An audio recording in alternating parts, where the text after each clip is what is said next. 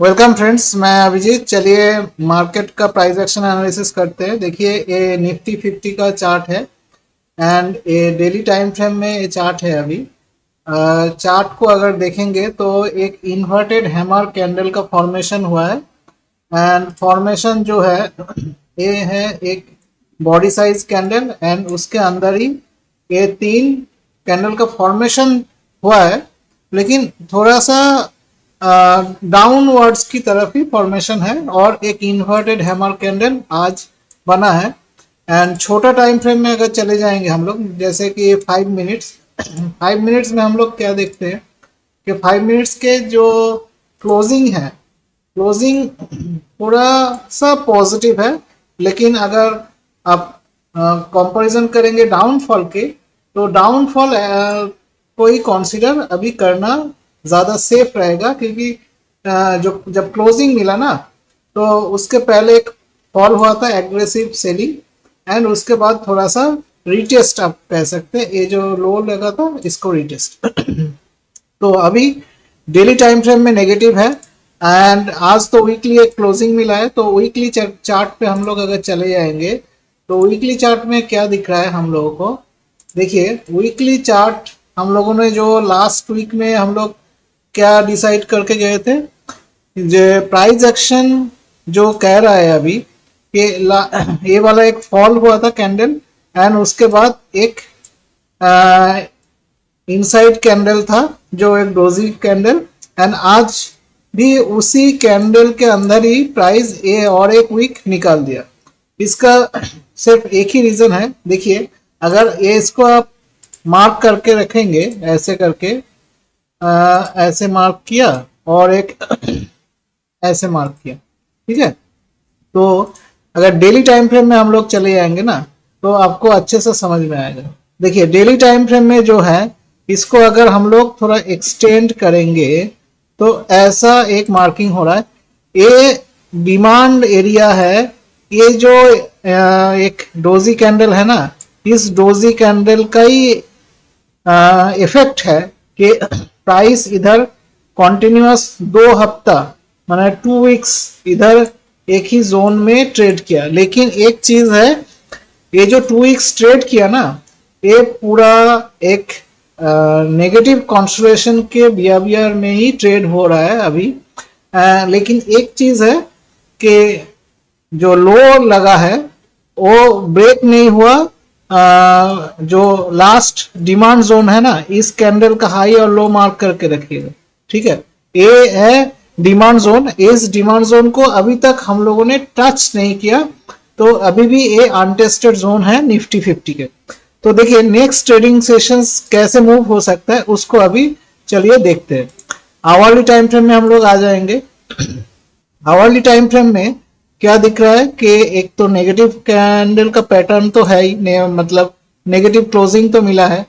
तो अगर price next trading sessions, ठीक है, नेक्स्ट ट्रेडिंग सेशंस अगर कॉस्ट का ओपनिंग करे एंड उस टाइम पे विक्स राइजिंग होगा, तो अगर ये जो डे लो और ये जो लो लगा है ना, मतलब 22,980 मतलब 900 पकड़ लीजिए, ये अगर ब्रेक हो जाएगा तो उस टाइम पे एक फॉल आएगा जो एक डेली टाइम फ्रेम में अगर चले जाएंगे तो उस टाइम पे ये वाला टच हो जाएगा, मतलब ये जो सपोर्ट जोन है इसको टच हो जाएगा। मतलब आपको 22,980 ब्रेक होने में के बाद सिर्फ मोमेंटम मिलेगा 22,900 तक ही मोमेंटम मिलेगा, ठीक है।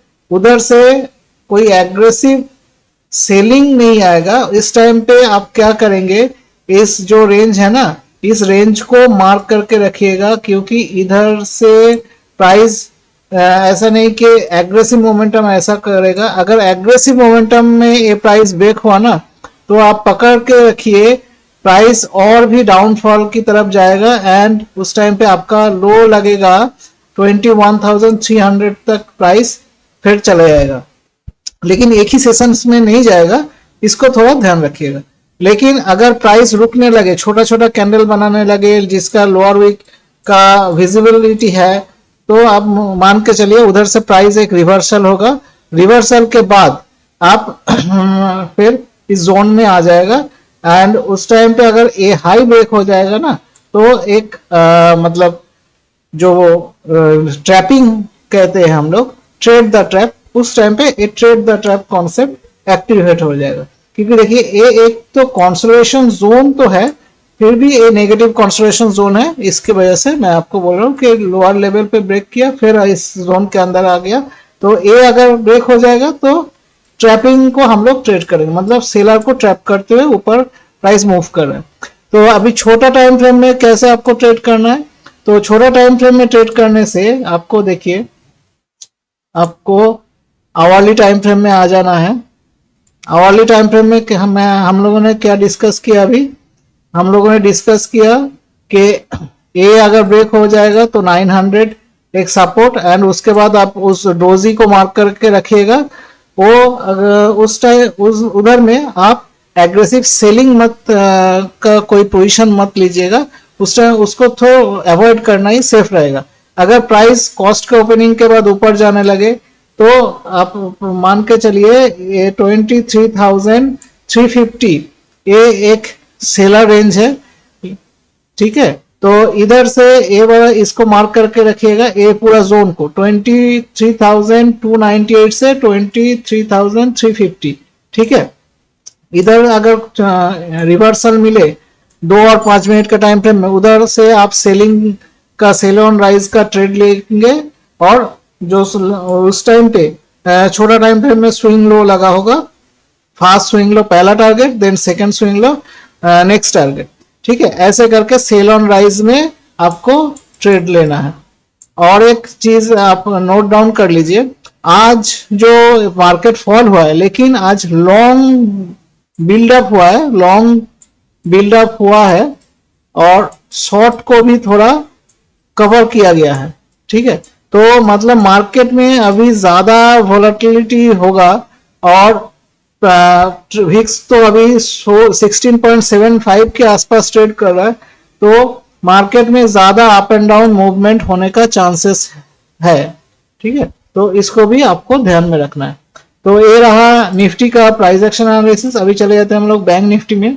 देखिए बैंक निफ्टी में क्या हुआ, बैंक निफ्टी में वही जो हम लोग डिस्कस कर रहे थे लास्ट कुछ सेशन से, कि एक पॉजिटिव कंसोलिडेशन जोन बना रहा है, एंड ये जोन है 49,600 से लोअर लेवल में 48,000 के आसपास।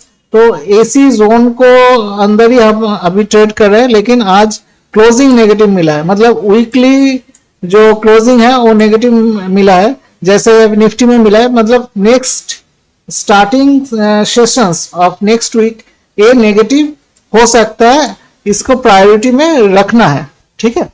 तो अभी क्या है, अभी अगर ये जो लो लगा है ना, ये लो अगर ब्रेक हो जाएगा तो उस टाइम पे आपको देखिए डेली टाइम फ्रेम में अगर आ जाएंगे, ये लो ब्रेक होने के बाद 47,873 तक प्राइस मूव करेगा, उसके बाद 47,500 में एक सपोर्ट मिलेगा, एंड देन आपका 47,000 में ही सपोर्ट मिलेगा, ठीक है।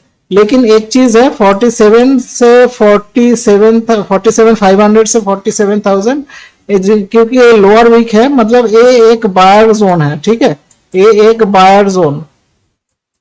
तो बायर जोन में आपको संभल के ट्रेड लेना है, कुछ एग्रेसिव सेलिंग नहीं करना है, ठीक है।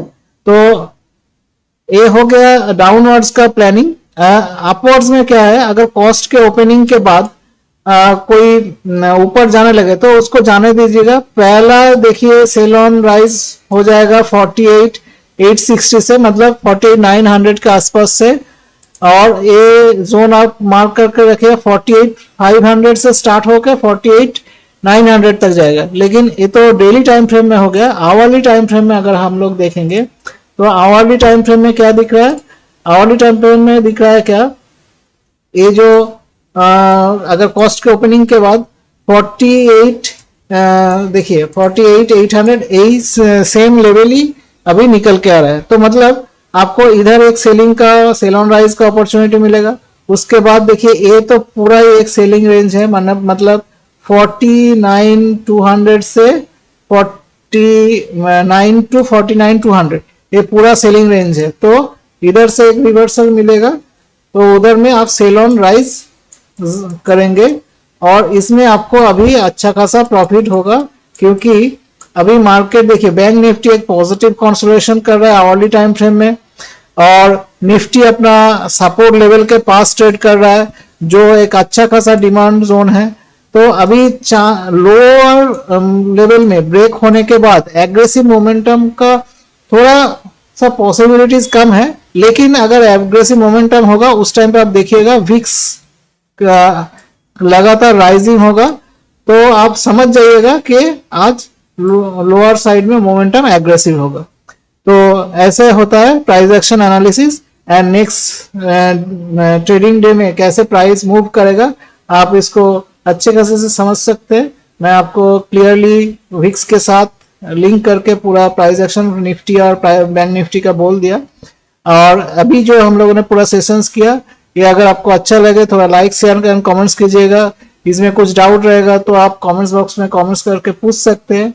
और एक चीज है, अभी जो सेशंस हम लोगों ने किया ये पूरा एजुकेशनल पर्पस के लिए है। कुछ भी ट्रेड लेने से पहले खुद से एनालिसिस कर लीजिएगा, ना आपका जो फिनेंशियल एडवाइजर है उनके साथ डिस्कस करने के बाद ही कुछ ट्रेड लीजिए।